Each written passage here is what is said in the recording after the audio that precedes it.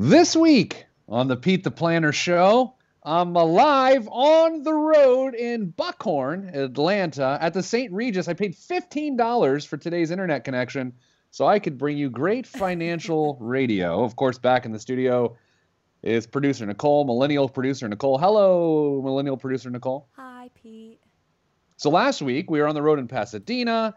This week we come to you from Atlanta, and I have terrible news for you, Nicole. No, what? We're talking taxes today. Oh. I joked with you on instant messaging this morning. By the end of today's show, you will be a full-fledged Republican. I sort of am half joking, but we're going to talk all about taxes today and all the different types of taxes that people have to deal with on a regular basis. If you've ever wanted to watch our show, watch our radio show / podcast, go to PeteThePlanner.tv. And Nicole and I, since we're Skyping with each other as we broadcast today's show, you can see her dancing and drinking, what is that, the gut tea? What is that stuff? It's the kombucha. Kombucha. What does that do? It's good for your gut. Okay. It's a probiotics. All right. So, Nicole, you know, there are primarily 8 types of taxes that you pay on a regular basis. That's so funny. during today's show, we're gonna talk about them at length. I'm gonna run through them very quickly right now. If you're just joining us on the show, again, this is the Atlanta version of this week's show. So next week we're broadcasting live. Is that what we're doing? Is that the plan? Wait, one more time. You kind of got a little Mr. Roboto there for a second. Oh, we're broadcasting from Austin next week. We are. Okay. The Mr. Roboto, hey, if you're listening right now and you're like, man, he sounds like a robot, I'm sorry. It's Skype. Blame them. It's a free service. Okay, here's the type of taxes that you'll primarily pay. And we're going to go quickly, then we'll take the time of the show to go through them slowly. Number 1 is income tax, and then, Nicole, you're very familiar with income tax. Yeah. Yes. Okay. Number 2 is sales tax, and based on some of the new stuff I see you walk in the office with, you're familiar with sales tax, too. Familiar with the sales tax. Excise tax. You know what the excise tax is? No, but I just paid excise taxes on my new car and stuff. There you go. Yeah, I did. Number 4, payroll taxes. Payroll taxes. A lot of people confuse these for income taxes because you pay income taxes out of your via payroll, but those aren't actually payroll taxes. There are separate payroll taxes. We'll talk about those. Property taxes, which, you know, you and your special friend, Nicole, you guys are living the American dream. You pay property taxes. Yeah, we do. Oh, boy, estate taxes. Those are the ones you pay when what? Ooh. You're dead. When you're dead, you die. Oh my God, they tax you when you're dead? You know? And then, of course, gift taxes, you know, because if I were to gift money to a relative over a certain amount of money or gift money to anyone over a certain amount of money, then I have to pay tax on that gift.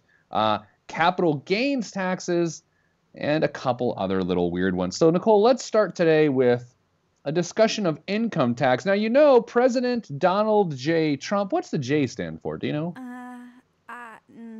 It's not jurisprudence, I can tell you that. I was going to say I had a couple choice words. But let's not. Okay, so Donald J. Trump has a tax reform situation going on in which we all have more money in our paycheck. And you and I took the time earlier this week to look at our pay stubs and figure out exactly how much more money is in our paychecks. What was yours? Approximate amount? How much was it? What did we say? So I'm up 36 a pay. So okay, 72 a month. Yep, a month.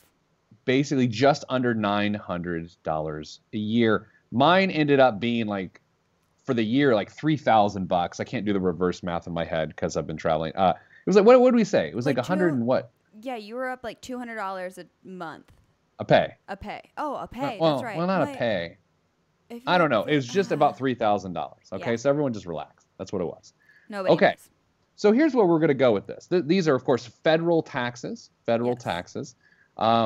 Nicole, when you have $36 more per pay, it's hard to really feel that sometimes, and it's easy to say, that's insignificant enough that I'm going to absorb it and not make good use of it. And I can only assume, so far, with the several pays we've had this year, that's the methodology. It is, but at the same time, I'm paying down debt, so I'm just redirecting that money instead of absorbing it. That's how I'm utilizing it. So you have noticed there is extra money. You didn't necessarily know the dollar amount until this week. But what you did say that you kind of knew it because Yeah. you noticed it was more. Yeah, I was gonna say going out of January, I remember going in and seeing exactly what we said, like about 30 more bucks in a paycheck, and it's like, oh, cool, that's nice, but it's not significant enough for me to be like, I'm rolling in the dough.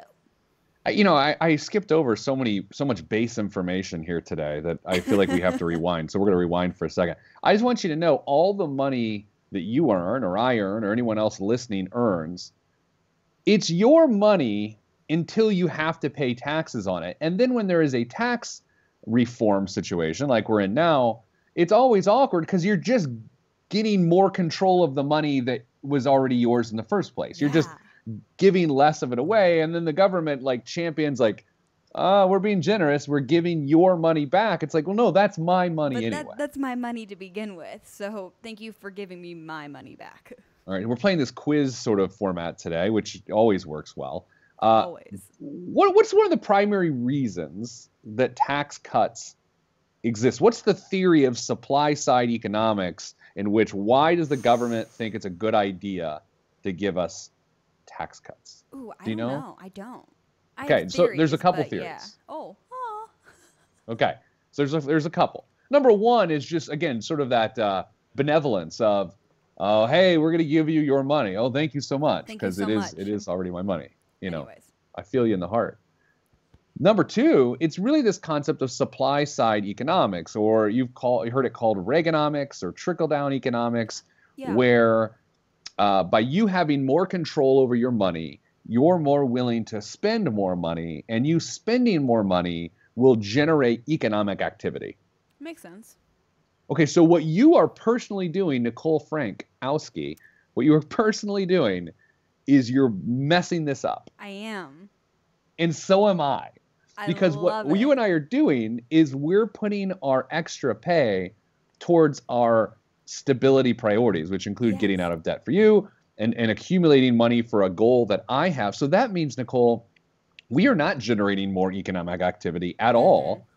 We are ruining supply side economics. Our bad. No, I don't care. I am more interested in your personal economy and my personal economy than the overall macro economy. Now, here's proof of why I think supply side economics sometimes struggles. Q4 of 2017, that's the fancy way to say the fourth quarter of the year 2017 AD. Wow. The GDP, or the economy itself, is growing around at a 2.6% pace, which is pretty good. Okay? Cool. Maybe this time you're going to have to take my word for that. Just this time. Unless you have a bunch of data to refute what I just said, you're going to have to believe me that 2.6% is okay. I will believe you. It's actually good. Yeah. Okay, I will go as far as to say it's good. Okay, so if the theory behind supply side economics is that when things are good, you'll spend money and it'll make the economy go higher, then you begin to see some of the issues with stability, because here's what's happened. 2017, the U.S. personal savings rate was the lowest it's been, the third lowest it's been on record. So people, I guess, are actually spending more money. However, here's what it's not doing. It's not creating stability for the average American.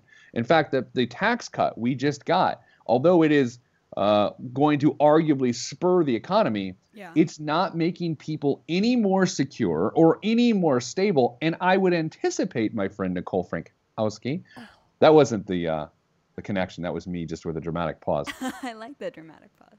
At the end of the first quarter, I think you're going to see the personal savings rate fall even lower, which is to suggest that people are going to be, after this first 3 months of 2018, further away from their retirement and financial goals because they're given more access to more capital on a regular basis, and they're not creating stability. And that's where this whole thing begins to fall apart.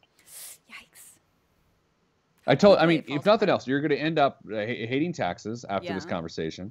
You're going to, reinforce the idea that I'm incredibly boring to have a conversation with. And you're going to wonder why I stayed at the St. Regis in Atlanta. Seems like an expensive place. The conference is here. I'm not paying for the room, but I'm drinking some expensive water. What are the chances this Fiji water is really from Fiji? Do we know this? I don't know. How? It says the source is Yakara, Viti, Levu. Those are just made up words. No one knows. You know all words are made up? Yeah. In some essence, yeah. So what we're going to do when we come back from the break, we're going to talk about income tax rates specifically. We're going to talk Fed rates. We're going to talk about the state of Indiana because that's where we broadcast. I know we have listeners all over the country and arguably actually all over the world, and that's great. We appreciate you wasting your time with us. However, we got to, for some frame of reference, we're going to use the tax rate of Indiana, which is, I think, 3.3%. We'll dig into that and more on the, what do we call this? The Buckhead Billy edition. Because I'm in Buckhead. Can we call it the Buckhead Billy edition? Yeah, your daughter did call you a Billy Fish Tickler, so yeah. My daughter does call me Billy Fish Tickler, which is... there we go. Could be evidence. I don't know. Okay, we'll be back in just a moment on the Pete the Planner Show. I am Billy Fish Tickler.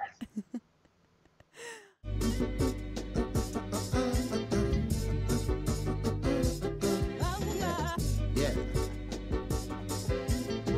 Axe hand on the beat. Yes, sir. Glass House. Yes, sir. Mr. Kinetic, Rusty Redenbacher. ATFU. Back on the Pete the Planner Show, the On the Road mini-series. Talking taxes this week. Next week, death. No, I'm just kidding. That's what they say, Nicole. The death and taxes are the two things that are sure. Yeah. I always feel like they should add something like Yao Ming is tall should be the third one. You know who Yao Ming is? Former NBA player? I do. Yao Isn't that Ming is tall. the other certainty in life? One more. You got a little robo there for a second. Oh, how robo am I getting? Is this Not bad or good? Like it once or twice in a segment, nothing wild. Okay, well, I don't want the powers that be to come down and squash me. All right, we're talking taxes today. Income tax okay, so let's start income taxes. The tax bracket this year, what's more fun than a guy just reading tax brackets on the radio? So that's what I'm going to do. We'll start with individuals. The federal tax rate in 2018 for individuals, if you make below $9,525, Nicole, you pay a 10% rate. Ooh. Okay. 10 whole percent. The marginal rate above that is the next bracket takes you to $38,700, and your rate is only 12%. So let's say you're one of those people that make $40,000. You probably have some friends that are making that sort of money. Yeah. You know why we always talk for people to do it because you need to retire someday.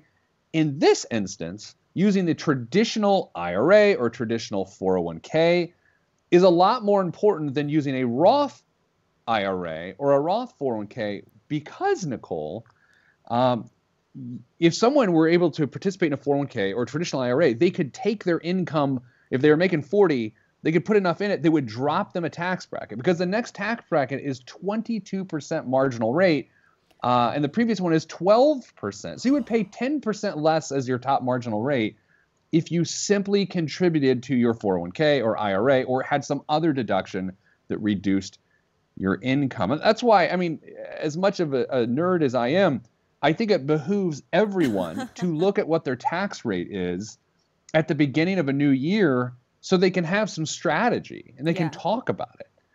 Because if you made, you could save almost $3,000, $3,500 by being in the lower bracket. And you would accomplish that by saving more of your money anyway. Right? Why wouldn't you do that? I don't know. Next. Oh, by the way, these are individuals, right? Not married, filing jointly. Individuals. Next is $82,500 is the next cap, and you pay 22%. Then $157,500 pays 24%. You hear that buzzing? I think housekeeping might knock on the door. There's someone vacuuming out in the other room. That's the key of doing a radio show when you're on the road in a hotel room. We might get the old housekeeping, and then I'll have to go to the door, and you'll see that I'm just wearing a towel. Okay, the next bracket, making up to $157,500 is a 24% tax bracket. Nicole, 32% bracket if you make up to $200,000, and then 35% up to $500,000. And then if you make over $500,000 as an individual, you will pay 37% top marginal bracket.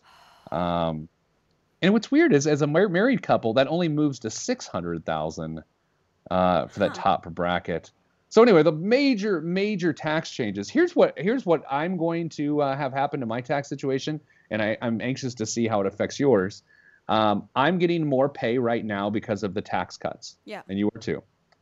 But what I think is going to happen, because they've gotten rid of so many deductions, I'm going to end up with a worse tax situation come tax time in tax time of 2019 for 2018. And I would anticipate many people are going to be in that same boat. Yeah. Oh, yeah, absolutely. So tax planning really matters. I mean, it's like talking about utility costs. Like, oh, our gas and electric is this, and we pay this much for water and waste. And it's a horrible, like, I'm asleep talking about it. Like, I'm falling asleep. However, it's really important. And this is one of those situations where if you are listening to the show right now and you have not looked at what the tax brackets are going to do to your situation, or as you talk to your tax advisor this tax season, if you haven't said, hey, what's next year going to look like, please do it, because you can prevent yourself some heartache. And Nicole, Indiana's state tax rate is 3.3%, flat income tax rate of 3.3%. Now, there's ways to also decrease what you pay in state taxes by finding state tax credits. And one of my favorite state tax credits, one that I take advantage of on an annual basis, is the State 529 plan in Indiana. Not every state has those tax benefits, but I know with Indiana, if I put $5,000 into my Loud Children's 529 college savings plan, I get a $1,000 tax credit, a 20% tax credit, and that is a good thing. This is what happens. We do a show on taxes. I'm boring myself, Nicole. I am boring myself today. And I am going into a wormhole of how much we all get taxed. All right, let's hit one more tax before we hit the break, and then we're going to have to get after it in the segment 3 because it's a lot of taxes. You can see the point. Taxes. Sales tax is the next tax. People call that a consumption tax, where you consume things, you create commerce, then you have to pay for that. I mean, I was in California last week. I believe it's over 10% is the state income tax, or the state payroll or sales tax. In Indiana, it's 7 and change, depending on where you live, because there's extra taxes, local taxes added on for like Lucas Oil Stadium and things like that. Oh, yeah. But sales tax is one of those things that I find to be fair. If you're going to buy, I find sales tax fair. If you're going to buy something, then it's reasonable for you to be taxed on that purchase. Yeah. You know? No? I go back and forth. There's certain, like, I think it's interesting what they determine, especially like for food, how we're not necessarily taxed on food. But there are some places where I'll go and, for example, kombucha. Today, I went to one superstore and I was taxed. However, when I went earlier in the week, I went to a different superstore and I wasn't taxed. Wait, how in the world are you that perceptive? Like, you knew that? Yeah. I would never know. Wait, what? Would you look at your receipts? What are you doing? It popped up because I do that self-checkout all the time. Yeah. That's usually the only thing I'm running through when I'm going to the post office or something. And so I was at a legitimate grocery store, was not taxed. What's an illegitimate grocery store? I was at Target. Oh, okay. And I got taxed. But they're in the same section. Interesting, right? Interesting. Okay. Final tax before we hit the break. I know this is a quick one. Excise tax. It's for specific items. Like booze, cigarettes, license plates for cars and things like that. License plates. But you've heard the term excise police. You know, that's like when you're in college and you go and try to buy booze and you're 14 or whatever. I don't know how that works, but that's the excise police. And so excise taxes are on specific items. Gas, fuel has some excise taxes related to it as well. Well, we got to take a break. We got to do this now. Come back. We're talking payroll taxes, property taxes, and more taxes that drive you crazy. This is Pete the Planner Show, and I'm that guy. That guy.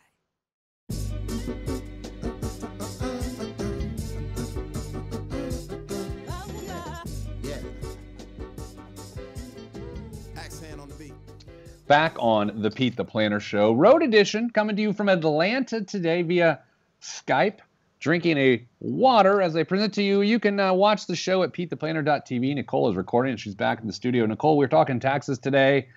Are you sad yet? Yeah, I am. Think of your income. Think of your dollar amount. Oh yeah. The gross amount we all think about, and then you subtract all the taxes we've already talked about, and we've got a lot more to go. You realize you don't get to keep much of your money. No, you don't. And especially at the ripe age of almost 24 that I am. Oh my. Paying down some debt right now. So I really don't see a lot of my money. Yeah, here's the thing. Again, I talk a lot on the show about accumulating money and investing for the future and how that's great. But part of that, too, is taking advantage of our tax laws in a legal and responsible way so that you don't pay so many stinking taxes. Like, you know, I love health savings accounts for one, because I talk about it all the time. And two, I'm a tremendous nerd. And so I like things like, you know, fiber nerd. and HSAs, right? I love both fiber and health savings accounts. And protein shakes. What? I said and protein shakes. Oh, I do like protein shakes. But here's the thing. A health savings account is the most tax-efficient vehicle that exists because you don't have to pay tax on the money you put into it. Yeah. So, like, if I make $5,000 and I put the $5,000 into an HSA, I have zero tax liability for that $5,000 of income. As it grows, because it can grow if you invest it, then there's zero tax liability as it grows. And then when I use the money, there is no tax on using the money. So that's why when we look at retirement planning and we say, what's the most efficient way to fund healthcare in retirement? It's an HSA, because if you use your 401k or your Roth IRA, anything has been exposed to taxes. Very frankly, Nicole, I don't think, and you like how I said frankly, and sometimes I call you Frank because your last name has Frank in it. Very frankly, Nicole, frankly, I don't think enough people pay attention to taxes. No. And this is, look, you know, I'm not here to be condescending, although occasionally it happens. Yeah, what are you going to do about it? You don't think a lot about taxes. I do, but I don't. I think for Yo, go ahead. No, I was going to say at 23, I didn't. No. I know I didn't. But I think it's one of those, since I'm so aware of it, being in the environment that I am, I'm so aware of it just because I see what negative repercussions it has on people when they aren't aware of it.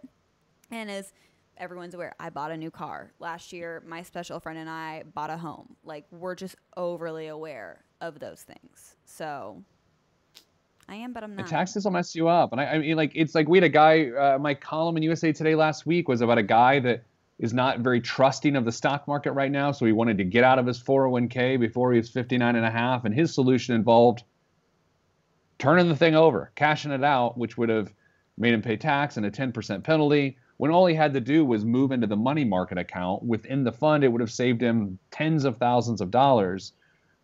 People are just truly ignorant of taxes. Speaking of ignorance, let's go to payroll taxes specifically. So FICA, Medicare, right? So FICA is, there's two types of FICA taxes you pay. There's Social Security, and then there's Medicare. Medicare, the employee-employer tax rate, it's unchanged from 2017, is 1.45. So 1.45% of your wages, okay, after it goes to pay for Medicare. And some would say you pay for the current Medicare system, which is true. When others would say you're paying for your future Medicare benefits, which is also kind of true. Kind of. And by the way, I pay 1.45% on your wages too. Wow, look at that. Yeah, you want to run a business, huh? So you want to run a business. So I pay 1.45% on everyone in our offices because I am the fancy employer. This is really good information, but I also understand why people don't like talking about taxes. Oh, do you want to hear why this is worse? Because there's no limit on taxable earnings for Medicare tax. So if you made $190,000, you're still paying 1.45% on that. But if you make above 200, anything in addition to 200 is taxed at 0.9%. And that's different from Social Security tax because you're taxed, and this is crazy too, you're taxed 6.2% for Social Security, almost twice the state income tax of Indiana, but it caps at $128,400. So Nicole, if you made $130,000, you would only pay 6.2% on the first $128,400. Oh my God. Yeah, how do you like them apples? I like apples. Not these apples. Not these apples. These apples taste like hot garbage. Those are like those apples that are like extra squishy, you know? They're Tastes not like crisp. sweaty socks. Oh, I hate mushy apples. They're like real mealy.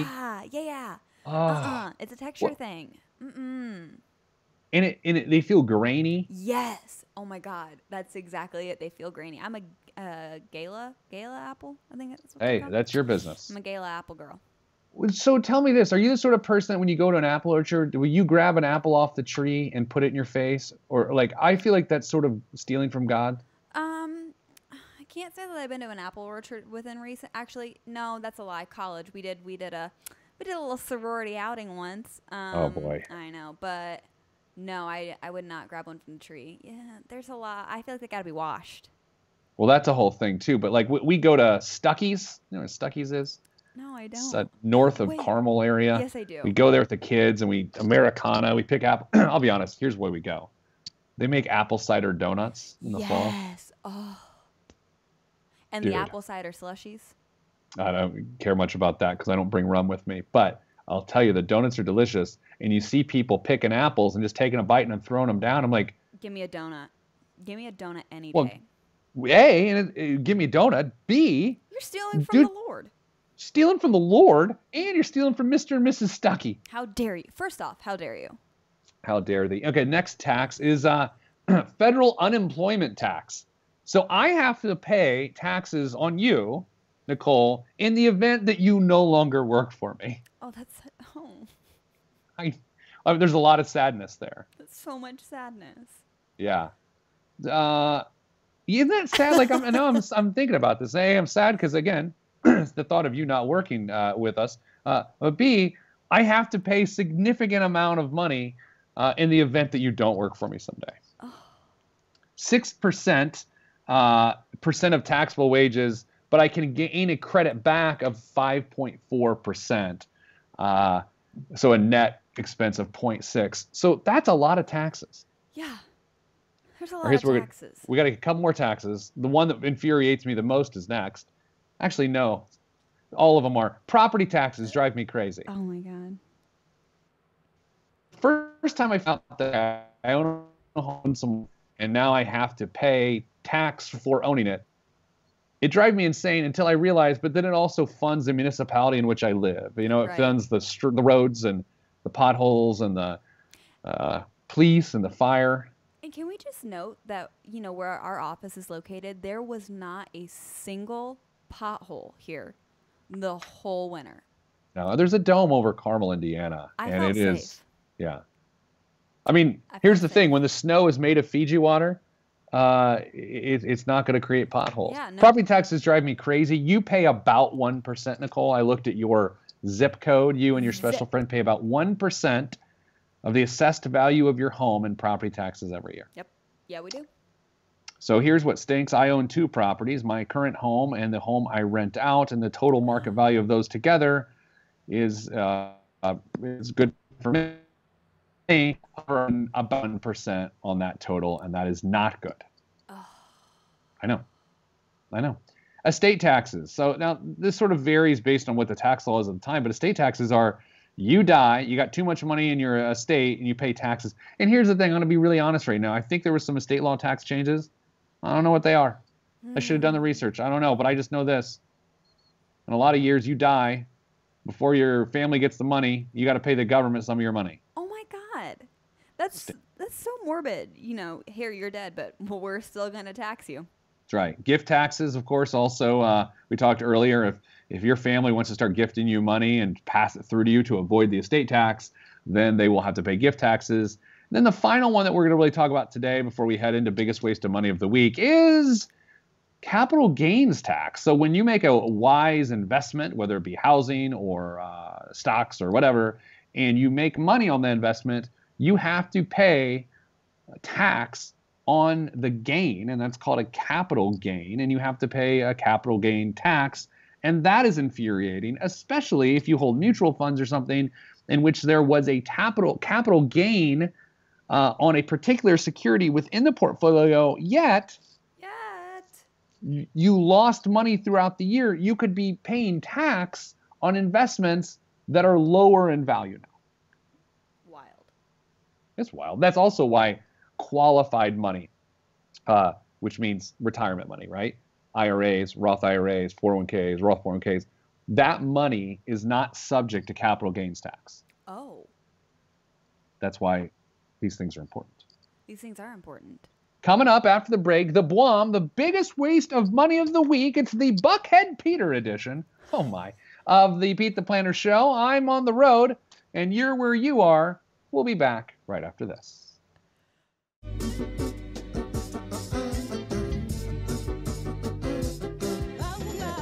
Yeah. Axe hand on the beat. Yes, sir. Glass House. Yes, sir. Mr. Kinetic, Rusty Redenbacher. ATFU. Back on the Pete the Planner Show, live from somewhere. I'm in Atlanta today. Austin next week. What are we doing? When you're going to Coachella here? It's what, 19 days away from the day we're recording this, or 20? What is it? It's 20 today, so yeah. Anyway, the show must go on. We will have great shows for you at PeteThePlanner.com, PeteThePlanner.tv, and of course wherever podcasts are sold.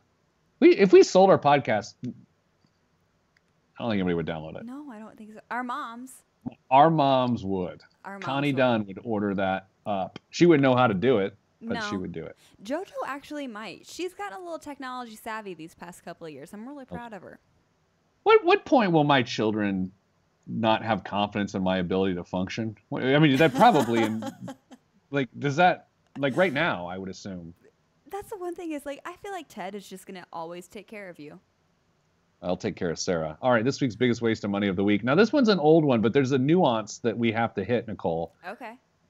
So the whole Ben Carson, the Secretary of HUD, of Housing and Urban Development, you know this, right? Yeah.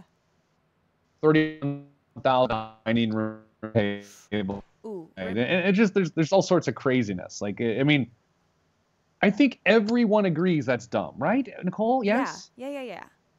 It's no one's like, oh, I get it. No, it's dumb. Everyone thinks it's dumb. Yes, everyone thinks it's dumb. But there's a worse part to this. No. So in a hearing just the other day, when asked about this, and I should find the quote. You know what? I probably should find the quote because it makes it. All right. Well, this is me searching live on the air, which is always makes for good radio. It does. Okay, here we go. Here's the quote. Blamed his wife. He blamed his wife. What?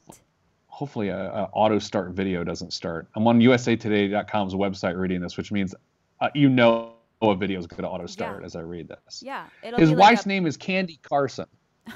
Okay? And he says, when asked about the table's purchase, Carson said he ultimately left the decision to his wife, Candy, after narrowing down a few options. Quote, the next thing that I, quite frankly, heard about, it was that this 31,000 table had been bought, he told lawmakers. Not that we don't need the furniture, Carson added, quote, but I thought that was excessive. Okay, Nicole, here's Pete the Planner's Guide to Not Sleeping on the Couch. Oh, never, ever. Oh, see, there's the sound that I thought would come. Oh, there it is. Never, ever, ever, ever blame your wife. No. Ever. I'm not even married yet, and I know that. Do you realize you can never blame your wife, but you could barely do it personally in front of her, right. Certainly not publicly. I was going to say you were published. She can Google. Yeah, you can't be in front of Congress going, oh, that's my wife's fault. Oh, yeah, that right. Because how legitimate does that seem? I'm going to get in front of Congress. I'm going to blame my wife. Everyone will take it. Everyone will believe it and vouch for me since I blamed her. Like, what? Here's the sad thing. First Nicole. off, how dare you? I think Congress probably bought it. No. I mean, I don't know. I mean, you and I don't buy it. But I mean, as a brain surgeon, how smart is a person that blames their wife for something at their job? That's the ultimate, my dog ate my homework. Yeah. So the biggest waste of money is whatever gift Ben Carson buys his wife on their anniversary this year, because he's ruined it all. Yeah, he sold himself. He has made his bed and it's time to lay in it. So I don't know. Let's get weird for a second. If someone in our office, one of our coworkers, makes a major mistake, like, or a major series of judgments, such as buying a $31,000 dining room table for our break room. And somehow I personally, as the owner and leader of the business, had to explain that publicly, I would not throw you guys under the bus. No, and I'm also not thinking about you throwing Mrs. Planner under the bus, which is even more laughable. Like, there's no way. There's no way. I know that this show can't turn into this topic because I don't even think this is political. No, but someone will read into it as us being political, right? So being fiscally conservative means you don't want to waste taxpayer money. That's what it is to be a fiscal conservative, which I am. Right. That's right. Same. So I don't even understand this. It's the craziest thing in the world. It's not even split down the aisle. Oh, it's okay. No, it's not okay. It's a horrible decision. And so this week's, again, biggest waste of money of the week is the next anniversary gift that Ben Carson buys his wife. Did you ever see that painting that Ben Carson had in his home of him and Jesus? No.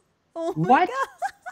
I'm going to have to Google it. I got to see this. Well, if you're Googling it, it's going to pull up on the show. So go ahead and do that. Do you that. want me to Because do if that? you're watching at PeteThePlanner.tv right now, you're getting the screen share. So you're going to see the picture that was in Ben Carson's home of him and the Lord and Savior Jesus Christ. What are you Googling, by the way? Ben and Jesus? Ben Carson picture of him and Jesus. Oh my God. Yeah. There's the reaction we've all been looking for. So I had a friend, I can't find the picture because I looked for it the other day. I had a friend who's good at Photoshop and they know I love that picture. So they put me in the picture too. So it's me, Ben Carson, and Jesus. That's a really interesting depiction of Jesus. Why would you have a picture in your house of you and Jesus? Like, to each their own, but If I remember correctly, actually, I should look it up. Isn't Ben Carson significantly bigger than Jesus in the photo? Yes, he's in the front. And then Jesus is behind him, like extending his hand. Ben looks super happy. Good on Ben for that one, but holy moly, I tell you.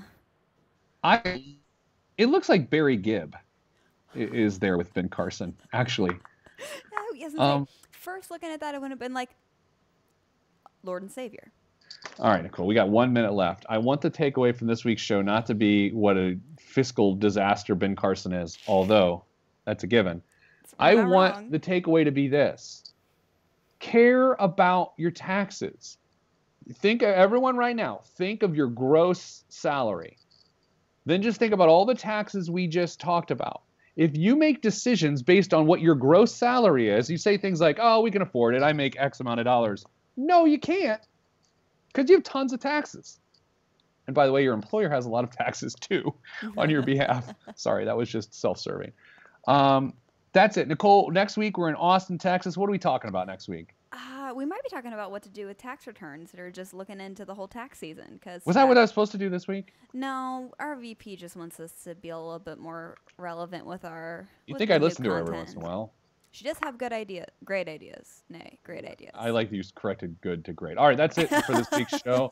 I'm sending you good vibes because good vibes are all that's in the budget because I'm at the St. Regis. I'm Pete the Planner, and this is the Pete the Planner Show.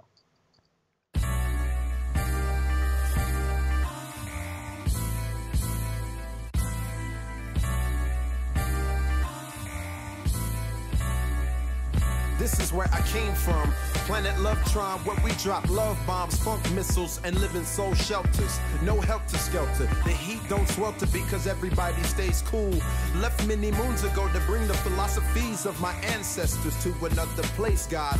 Picked the third rock, gave me to my earth family, and told me to create, and so I am. Pen in my hand, microphone on the stand. Over vinyl, I command and demand magnificence in an instance. I can make you dance, cry, or love. Fly as a dove, released from Everest. The fresh is fresh, and you can call me E.T. Word to John Tesh. Let me bless this harmonic presentation. It's amazing, so amazing. I'm the reason. Salutations, I bring you Lovetron greetings from a faraway land. I am the sole controller. Put the remote down and let me take control. You're now a part of my zone, so enjoy yourself. Lovetron can restore your health. I bring you greetings, salutations. How you doing? And is that how y'all say it? The tinkling of the keys is an homage to the little star. I sojourn over poetic descriptions of sound and travel to my other world. Out of this world, spaceship on my arm took me home, fueled by the ink and the megabytes and the hypertext transfer protocol, stronger than the Skynet and the Terminator. I push faders into warp speed, glide with